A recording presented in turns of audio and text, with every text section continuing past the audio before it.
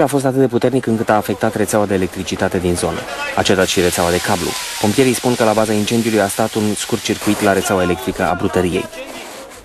În plină criză financiară, în România a mai apărut o bancă. Dă dobânzi chiar și de 50% pe lună la banii depuși. Nu e o glumă, e cât se poate de real. Directorii au între 10 și 14 ani, iar clienții la fel. Este vorba despre o bancă a copiilor responsabili cu filiale în Argeș, Craiova și București.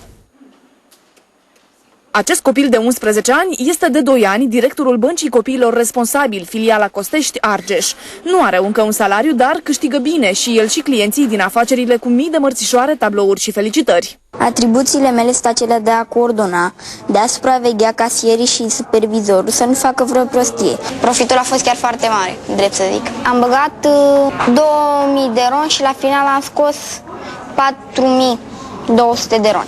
E cât se poate de real. Micii clienți primesc dobânzi inimaginabile la o bancă normală, de 20% pe lună dacă economisesc pentru a plăti tabăra de vară, 30% pentru rechizite sau 50% pentru o afacere. Casierul însă e omul cheie în instituție pentru că ține evidența banilor în seif. Ei vin și depun bani și primesc o anumită dobândă. Suma minimă pe care putem să o depunem la bancă este de 2 lei, iar suma maximă de 200 de lei. Bun, hai să vedem câți depunători avem în luna aceasta. Avem 50 de clienți luna aceasta și au depus în total 2400 de lei. Concret, un copil care depune 40 de lei pe lună la dobânda cea mai mare și nu retrage banii până în iunie, strânge în total aproape 4500 de lei. Sume enorme, ar spune orice bancher. Doar că banca celor mici nu va da faliment, pentru că dobânzile sunt plătite de o bancă adevărată. Mă anunță când trebuie să vin să ridic dobândă împreună cu banii. Dacă se pierd bani? Nu se pierd. N-au cum să se pierdă, pentru că ei sunt puși în seif și sunt bine puși într-un loc sigur. Deși țin ședințe ca economiștii adevărați, copiii cu funcții importante în banca lor merg și în instituțiile reale ca să fure meseria de la angajații adevărați. Este o concurență senzațională care merită stimulată și asta și facem, o stimulăm, pentru că ne arată un lucru deosebit. Copiii sunt de multe ori mai energici, mai inventivi și mai responsabili decât părinții lor. Banca copiilor responsabili a fost construită acum 2 ani, în plină criză financiară. Are acum 150 de clienți cu depozite de 18.000 de euro în total. Nu dau încă împrumuturi pentru că n-au regulament de creditare, deși clienți ar fi. Despre acest proiect inedit vorbim chiar cu responsabilii Băncii Copiilor, Gianni Mareșanu, Cristina Mincu și Mădălina Moraru. Bună seara, bine ați venit! Bună seara, bine v-am găsit! Voiam să știu pentru început cum a demarat acest proiect. A fost greu să-i convingeți pe copii? În primul an a fost dobânzile mai mari pentru a-i convinge să depună și să învețe mult mai ușor, că așa dacă noi făceam dobânzi mai mici, ei nu mai erau așa de atrași. Mai mari cum erau? Mai mari, de exemplu, acum pentru jucărie am decis noi că este neimportant să-ți cumperi o jucărie și este 10%. Iar înainte era 50% pe o lună și pe 3 luni era 60%. Acum e pe 3 luni 20% și pe o lună 10%. Adică ideea este să-i faci să depună bani pentru un proiect mai serios, da, cum ar fi o afacere, nu? O afacere, desigur. Am văzut în materialul anterior că tu ai o afacere, între ghilimele, cu mărțișoare și felicitări. Sau nu știu dacă e între ghilimele. Ce fel de afaceri fac copiii de 12 ani? Copiii de 12 ani, noi, în cadrul Asociației Hercules, am confecționat mărțișoare, felicitări, suporturi pentru lumânări, candele, chiar și tablouri, pe care le-am vândut în anumitor companii online, prin intermediul unor cataloge, unde ei își puteau alege un model sau chiar mai multe să comande. De exemplu, noi am primit de la o anumită firmă o comandă de 300 de mărțișoare.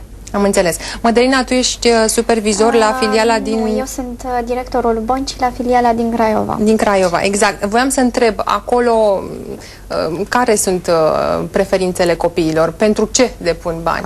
În general, fiind sub patronajul Mitropoliei Olteniei, copiii aleg pentru ajutor coleg bătrân și foarte rar noi, cei mai aproape de vârstă, 13-14 ani, investim, am căzut de acord să investim într-o afacere. Tot la fel și noi la rândul nostru cu ocazia de 8 martie, de mărțișor, și în perioada aceasta am confecționat mărțișoare din filigranate, am făcut felicitări, am făcut și noi la rândul nostru semne de carte, diferite obiectele. Vorbeați despre dobânzile astea foarte atractive, mă gândesc că sunt mulți copii care ar vrea să depună bani. Acum, întrebarea este cine poate depune? Orice copil? Că inițial...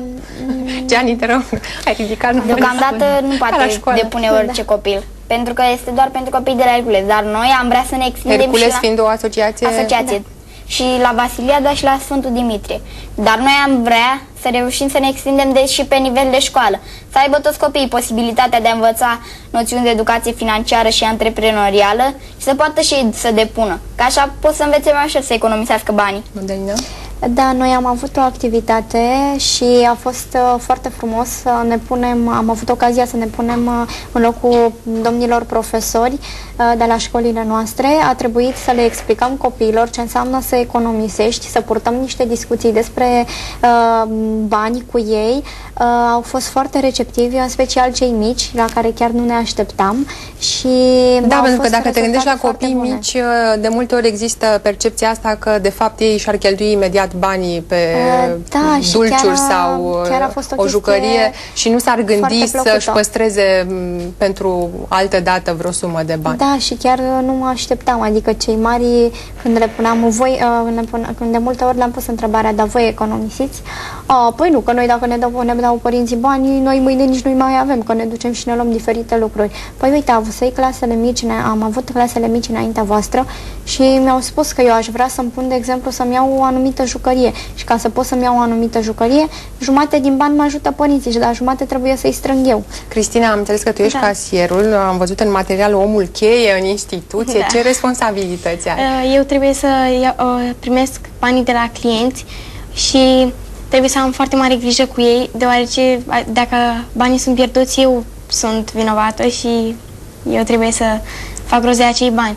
Și eu trebuie să număr banii, să îi depun să-i spun suma supervizorului și să aranjez banii. Deci cumva atenție maximă. Da.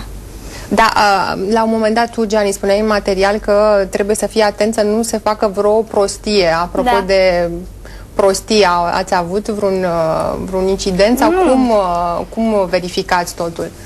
Nu, n-am avut niciun incident până acum. Noi, de exemplu, la fiecare săptămână, când se depune o anumită sumă de bani de la un anumit număr de clienți, ne strângem acolo și calculăm toate dobânzile corect, prin regula de 3 simple și așa ne dăm seama.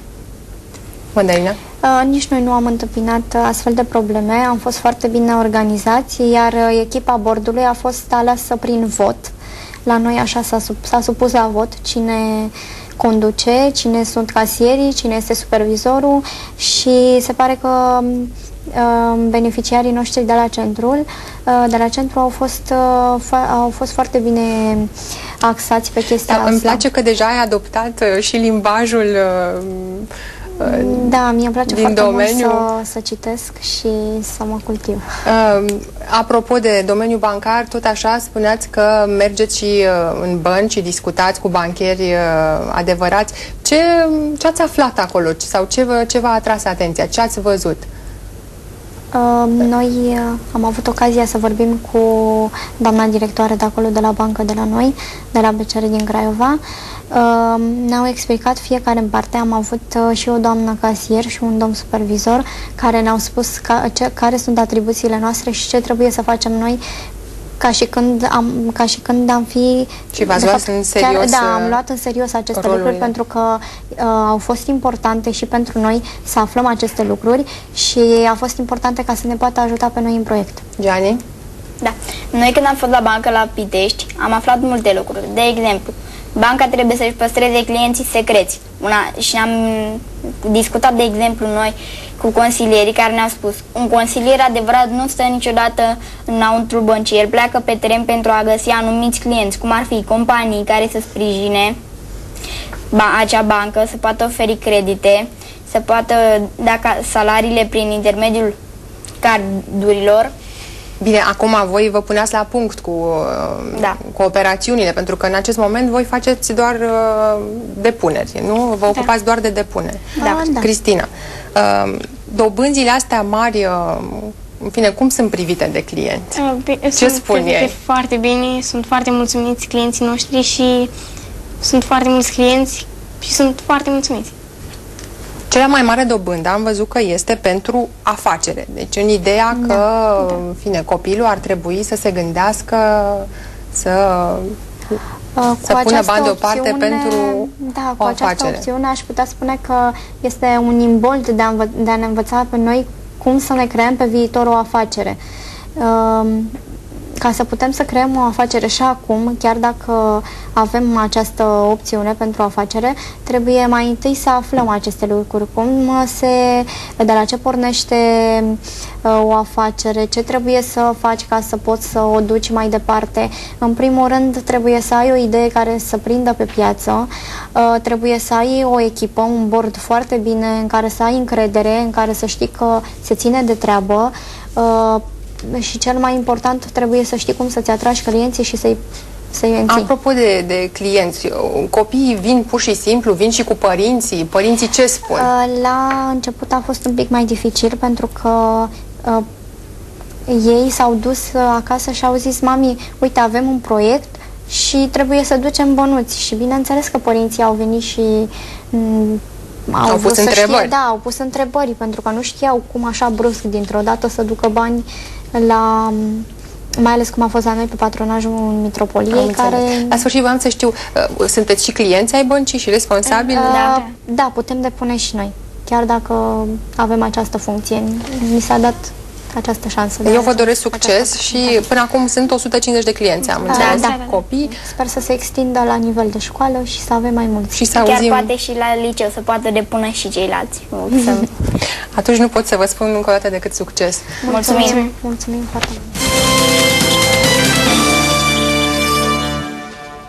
Puiul Hașot este așteptat luni la Cotroceni ca să depună jurământul de ministru al culturii. Anunțul președinției stinge conflictul apărut ieri când Traian Băsescu i-a cerut lui Puiu Hașoti să declare pe proprie răspundere că n-a plagiat